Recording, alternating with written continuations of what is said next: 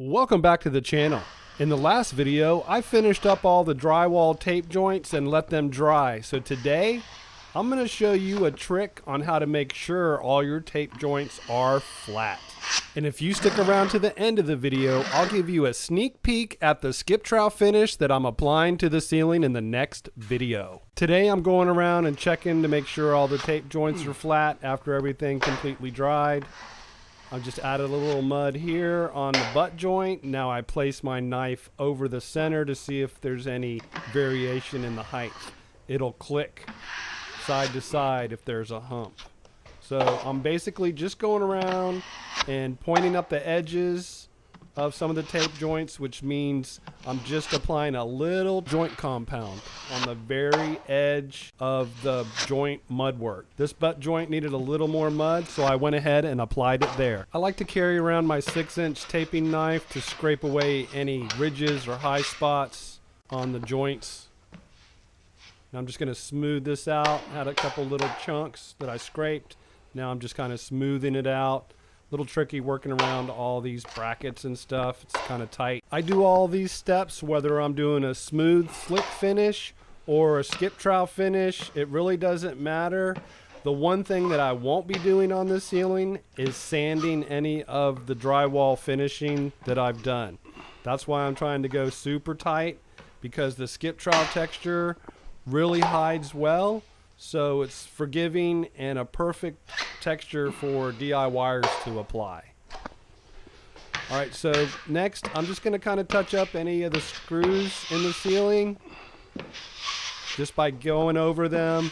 You just want to put the joint compound on the screw hole and then just wipe it all back off and it'll stay right in that screw hole. So you can move pretty fast with that. Be sure to hit that subscribe button.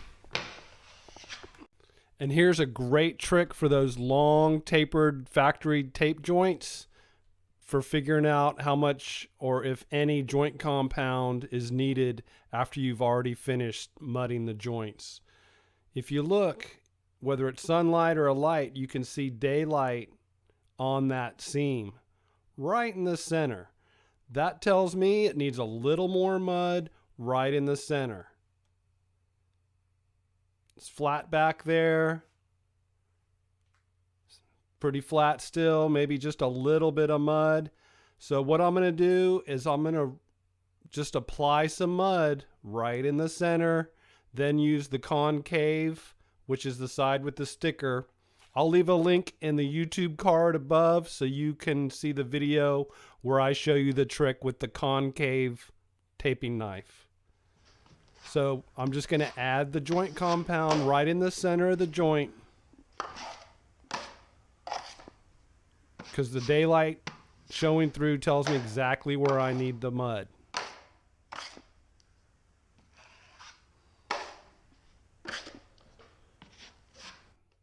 You don't want to go outside of where the daylight was showing. I mean, maybe a little bit just for blending purposes. So I got the concave edge of the tape joint. Edit. I've got the concave edge of the taping knife, and now I'm just pulling it along the joint once again to fill it. Little teeny bit of daylight. I'm just going to add a little bit of joint compound where I saw the daylight down the entire seam. Where I need it. So once I pull it again, it should be nice and flat.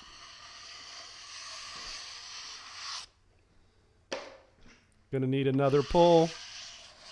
I saw too many bubbles, so I'm just gonna pull it lightly.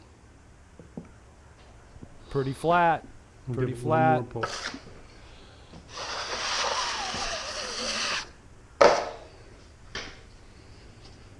I'm not pushing way hard. I am applying a little pressure.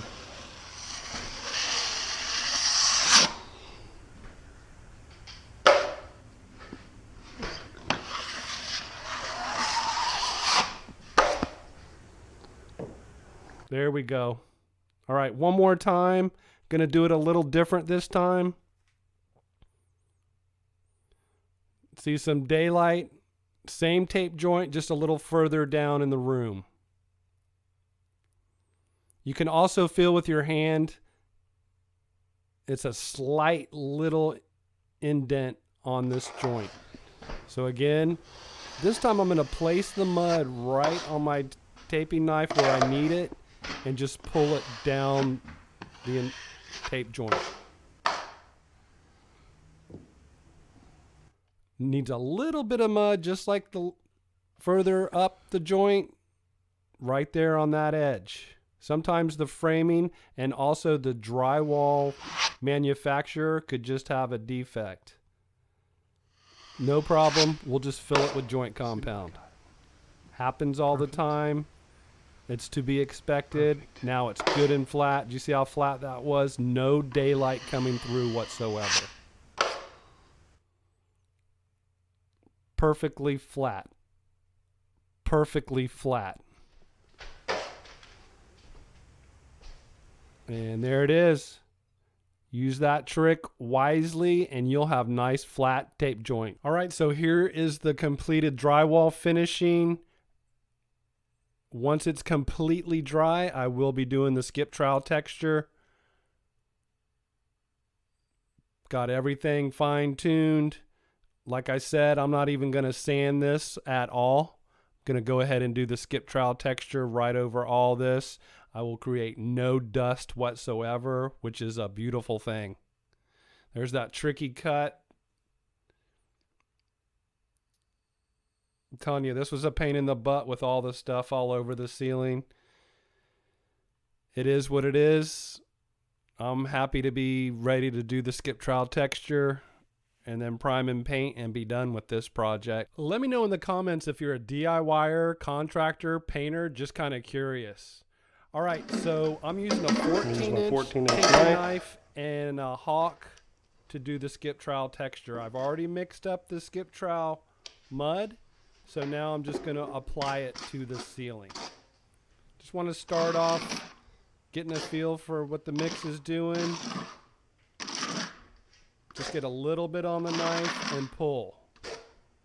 Just a little bit on the knife and pull. This moves pretty quick. Just have to be steady and consistent. Just the sand in the skip trowel mix is what makes it skip. The way this pattern looks is from the sand in the skip trowel mix. So I do have videos of that.